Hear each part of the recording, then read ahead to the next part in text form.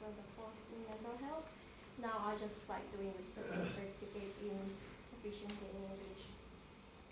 What country are you from? I'm from Philippines. You're from the Philippines? Yeah. And you found Australia a better economic prospect, or? It's actually I love Australia.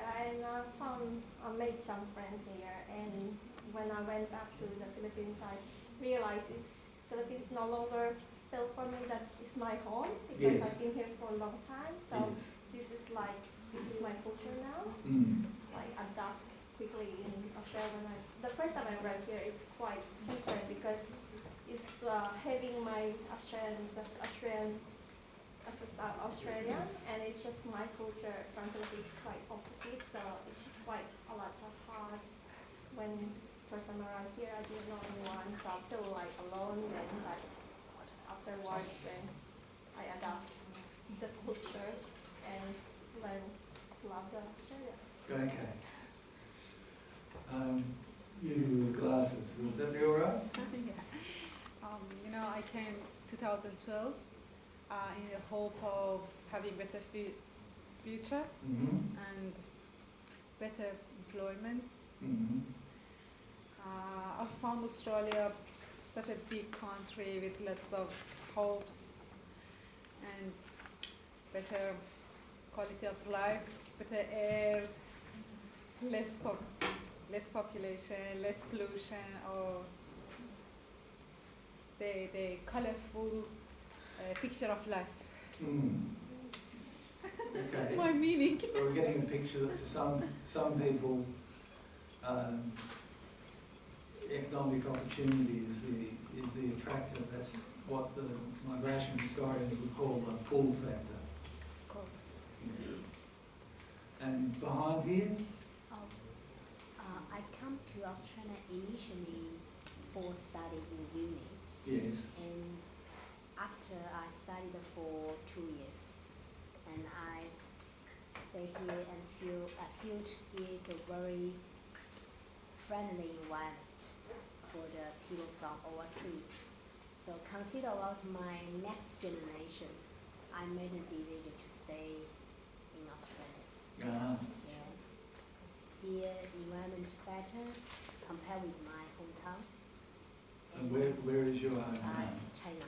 Uh-huh. And food,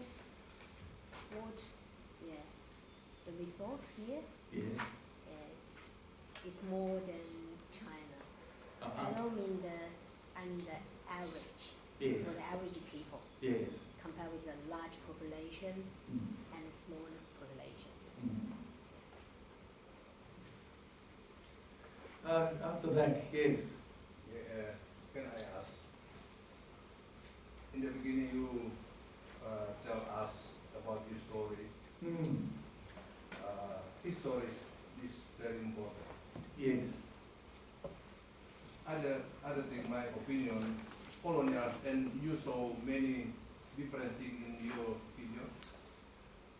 My opinion, colonial just come for control, persecution, killing, took everything away from original people. Mm. And especially in Australia,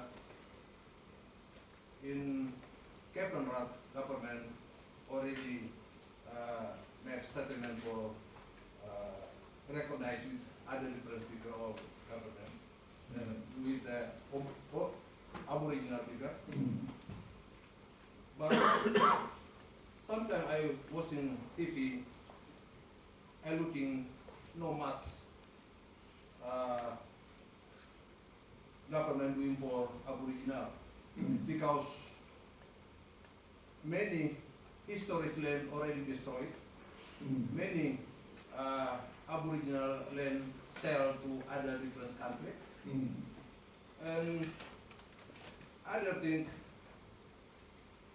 how much they respect for Aboriginal traditional, because last month after Aboriginal man in the city play footy, and he Yes.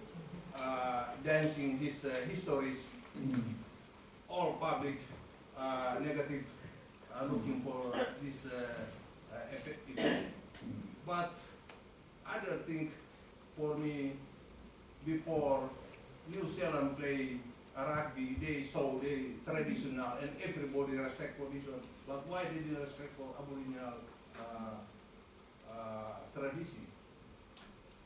This Well, I alluded to the problem that we have a problem with racism in this country and always have had. Other people have mentioned the fact that Australians can be very welcoming and friendly and unaffected by that. But to deal with your question a bit more adequately, history is not a walk in the park. There's a lot of things that have happened in the course of history that are not particularly pleasant, and there has been that aspect. There have been those aspects to Australian history as well, and you're right that that's particularly the case with respect to our First Nations people. And some of those negative attitudes are still maintained by some people, not by others. Historians have been at the forefront of trying to help Australians understand what really happened here. I come from Tasmania,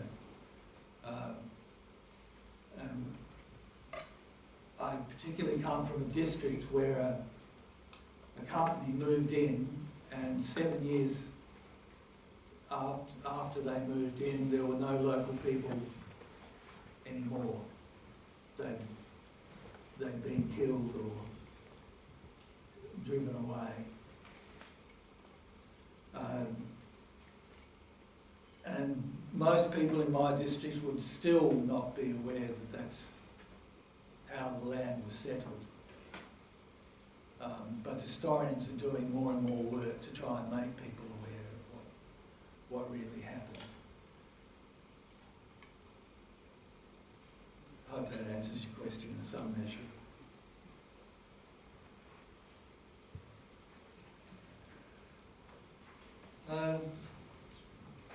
Yes, would you mind? Yes? I'm from India. Uh-huh. The first time I arrived in Australia in 2007, I just visited Australia. At that time, I explored Australian different states, and I was very fascinated by Australia. And when I went back to India, I decided that I should come back to this country and should move permanently to this country. And one thing what I observed during my visit was like Australia is an egalitarian society where there is no class system and all people are treated in an equal manner. So this concept led me to my journey from India to Australia, and I tried my fortune, and I think I'm very lucky to be in Australia. Okay.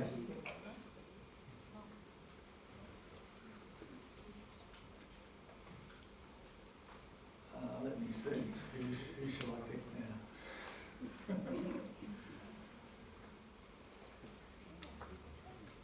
Excuse me. I'm Nancy, I'm from Colombia, South America. Ah, right. We came here 4 years ago with my partner under a skilled migrant visa. Uh-huh. We chose Australia because we thought to have more opportunities for ourselves and for our sons.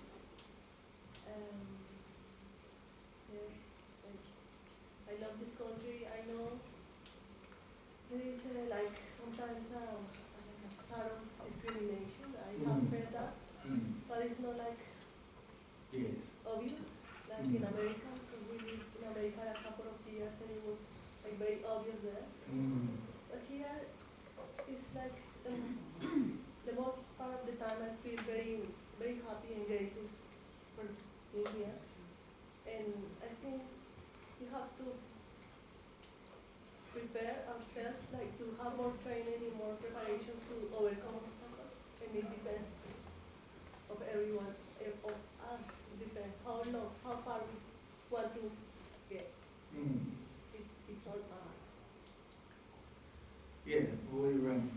big debate in this country now about how classless we are and how fair we are, and some of us, well, are glad that we've got a reputation for being classless and fair, but we rather wish we were a bit more so.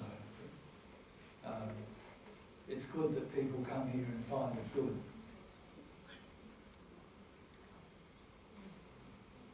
I came from Philippines. Yes. I've been here here around 18 or 19 years. Right. Yeah. So and then just listening now talking about immigration. It says the immigration welcoming more the immigrant here in Australia. Is that right? There's a lot of, there are large refugee movements around the world, across the Mediterranean. And the one, for example, and the one through the Indian Ocean to us is one of the smaller ones, but it's still one that we find challenging, or that a section of the population finds challenging. And then how about the immigration? They aware about the, if they more welcoming the refugees, they aware about the economics now, because what I understand now, they got so much no work, no work at the moment. Yes. Yeah, so if the more they're welcoming the immigration about the people, so what's about our children here?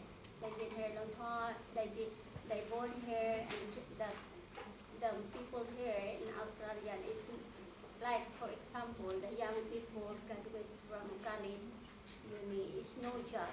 Mm. And then the more people coming in to live in Australia, how about the Australian people, young people, it's no job. So they are what they can do in economics about it.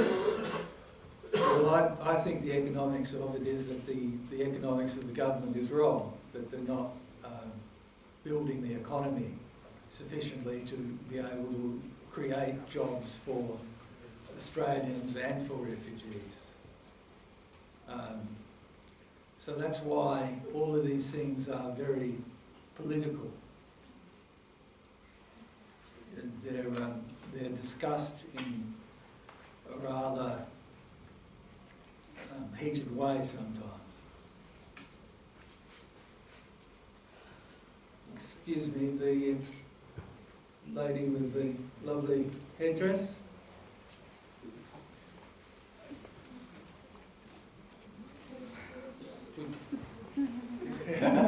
That's it. Would you like to tell us about yourself a bit?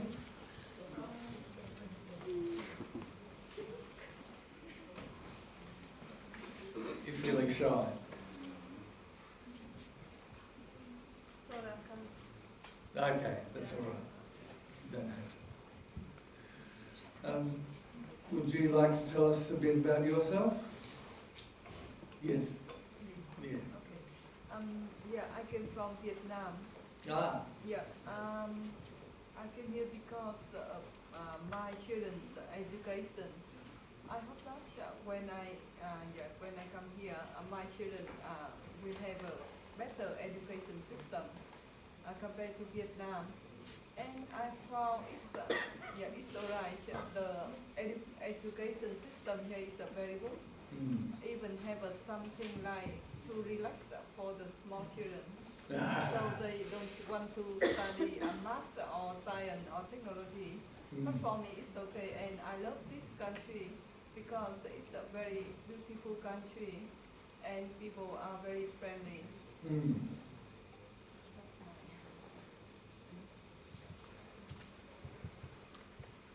Okay.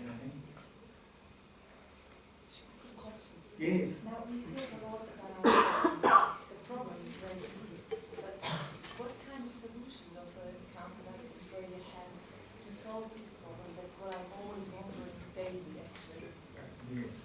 Can you name something? Well, I think the main process that can address it is education.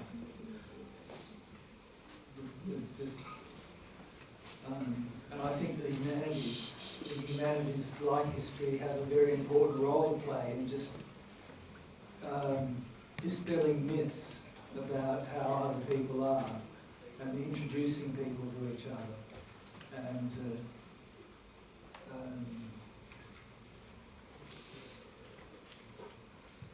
generally making people more familiar with the fact that we're all human.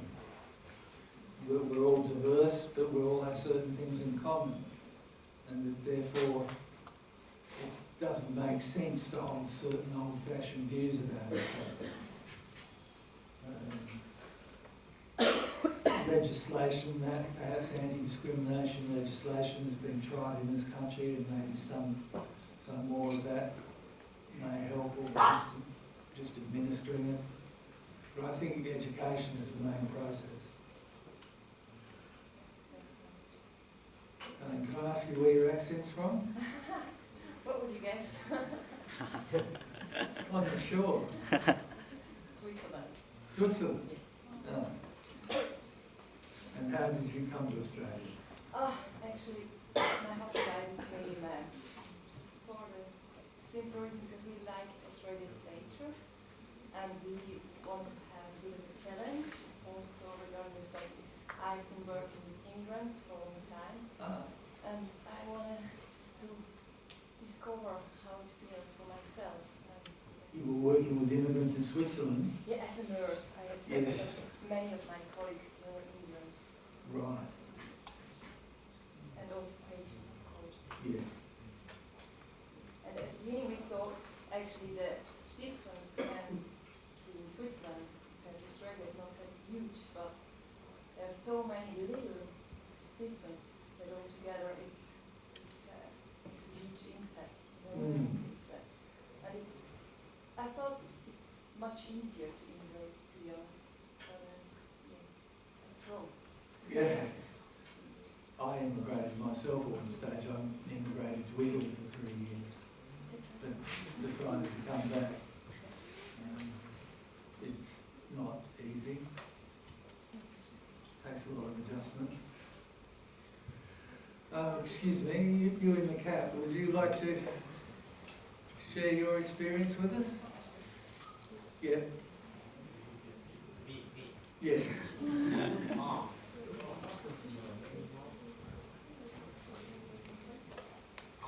Australia is so small, beautiful city. I like watching.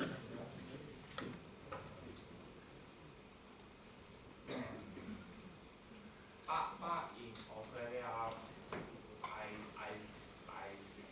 I saw something.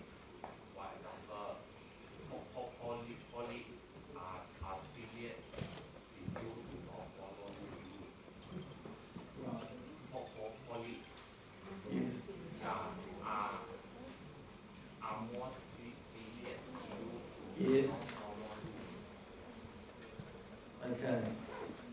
Actually, I think we've passed an hour. People, I'm not sure it is the right time to ask you questions, but I have Yeah, questions please, to please. immigration. Thank Yeah. you. You know, as you mentioned, one of the most important reasons for immigration it is a war. And during the war, many people have to fly to another country, for example, Algeria, for life. You know, there are still many wars around the world. Many wars, many religion conflict, and so many people have to risk their lives to take a boat, for example, to Australia. And I want to know what's your opinion on Liberal Party, the team boat bike policy. This is the first one. Sorry. Yeah. And the second one, you know, in Australia for a long time, there was a white Australia policy. Yes. And during the last several weeks, there was a reclaim Australia activity in Australia. And I want to know what your opinion about how can the reclaim Australia activity influence the Australian immigration policy. And the third one, sorry. That's all right. One question. And third Good one. question. I know. Yeah. I want to know the last one. Sorry. Oh, Last one. I want to know you can briefly tell us what's the impact of immigration on Aboriginal people. I'll take the third one first.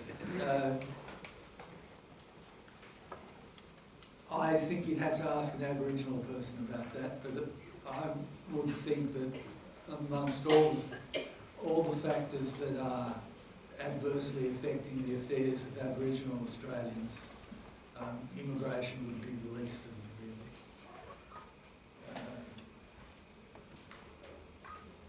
What do I think of the turn back the boats policy? I probably couldn't say it in this room. No, I think we should be setting up some sort of arrangement to receive refugees in Southeast Asia like we had 20 years or so ago. And in any case, I'm against turning back the boats. I think we're just being cruel, and all that we've done is create a set of concentration camps where people are harmed by indefinite detention. So, what was the second question? Wider policy, they claim Australia activity, the influence. Well, again, I think it's racist, but I think again it's driven by fear and insecurity. What effect it has on government policy, probably fortunately not much at the moment, but unfortunately there's a continuum between that sort of thinking and government policy. Yeah, maybe in the future there may be some negative impact on Australia immigration policy. That means less and less for people. Less welcoming. Yeah, Yes. from for example, from Asian countries, Yes. will be rejected. Yes. Well, the reclaimed Australian people seem to be principally anti-Muslim. Yes. They've not seemed to have focused on Asian immigration. There was a previous movement of a small fringe movement that did that some 20 years or so ago.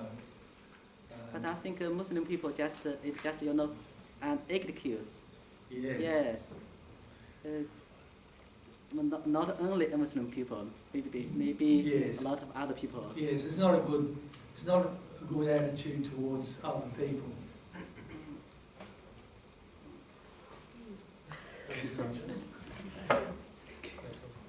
12 o'clock, is it?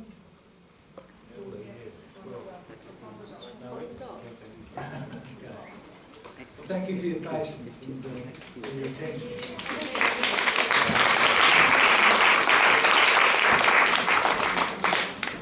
Thanks a lot, David. I hope that puts some things in context for you.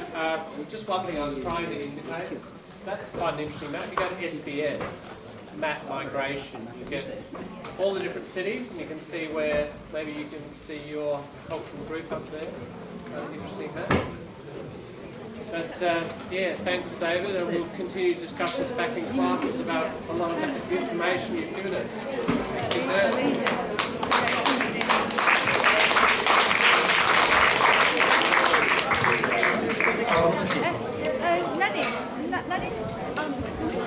We are interested in this map. So Okay, so this is the globe. This is the world map of migration. In Australia. So migration. No, So- Australia. so No, it's Our city in Adelaide. It's Adelaide. Adelaide or in Australia? Adelaide. Adelaide. It's for Show up. where Australians, immigrants, Yeah. Where they live. 能把东去哪去？这样子。真的，我跟你讲，没有啊 maybe should say break. SBS. Australians live in Adelaide. So where Australians born in Australia.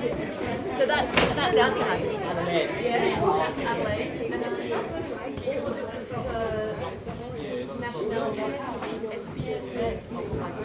Well, that kind of